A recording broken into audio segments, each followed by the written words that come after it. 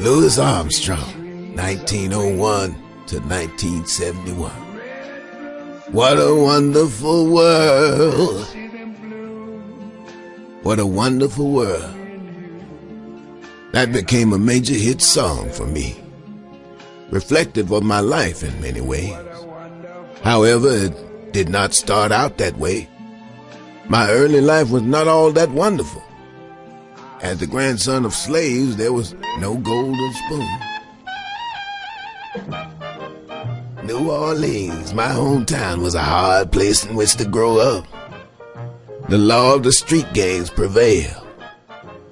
Having dropped out of school at age 11, I needed to work. Joining a quartet of young boys helped me with an income, and we sang on street corners. Quickly, we learned how to gain attention with popular music. He gave me a loan to buy a cornet. It was everything I could have asked for, and more. Each day I practiced long and hard. Those 2 acts of kindness, Mr. Karnofsky, had changed my life. Soon I was able to join the band. That is how I came to meet Mr. K, and my life changed. Before long, I was playing in the brass band parades. The nightlife in New Orleans was hot. Invitations to play in nightclubs arrived. Also, invitations to play on riverboats were offered. What a great life, cruising and playing. The Fat Marable Band was one on a Mississippi River steamboat. It was like going to a university of music, learning from other musicians how to read music, improving by playing with people of talent. From having no home, I was traveling in style. I was 18 at the time and on cloud 9. Joe Oliver invited me to Chicago to join his Creole jazz band. That enabled me to become a full-time musician. Late nights in smoky clubs with the lights turned down low. Beautiful music filled the air, creating the beat of the street. An ability to play long and hard was required. Chicago was a tough city with lots of gangs running the club. They demanded the best and paid top rates. Louis Armstrong and his stoppers. Al Capone visited the club, as it was owned by Joe Glazer. I found myself back in the fast lane. Calls from New York led me to return there in 1929. Hot Chocolate, an all-black review, was the show. Ain't Misbehavin' became a favorite song and a big hit. Moving to Los Angeles was a good move. The Hollywood film crowd wanted entertainment. At the New Cotton Club, people came to the shows.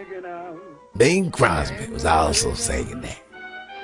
The move gave me the chance to start my film career. My first film was called The X-Flag. Satchmo was a name given to me on arrival in 1932. Percy Brooks from Melody Maker London greeted me with the term. He had shortened Satchmo, and it seemed appropriate. Once published, the name stuck, although my jazz friends called me Pops. Hello, Dolly, written by Jerry Herman, was recorded in 1964. If ever there was a sing-along song, that was it. People all over the world enjoyed it and joined in the performance, realizing that without music, I could have had a tough time. The early brushes with the law could have become more serious. Instead, I was fortunate to meet some good people. Mr. K and his family showed me real kindness. His loan helped me buy my first music instrument, the key step on the road to a musical career.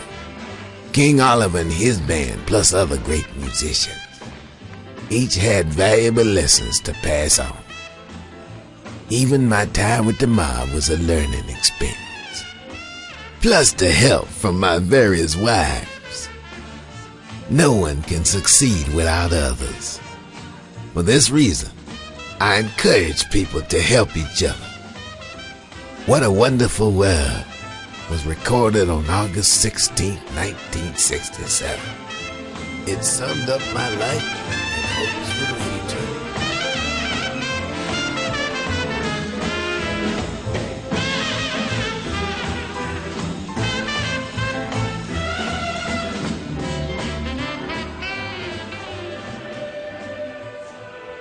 Imagine travelling back in time to the days of William Shakespeare, hearing his words, listening to him speak, understanding what motivated him.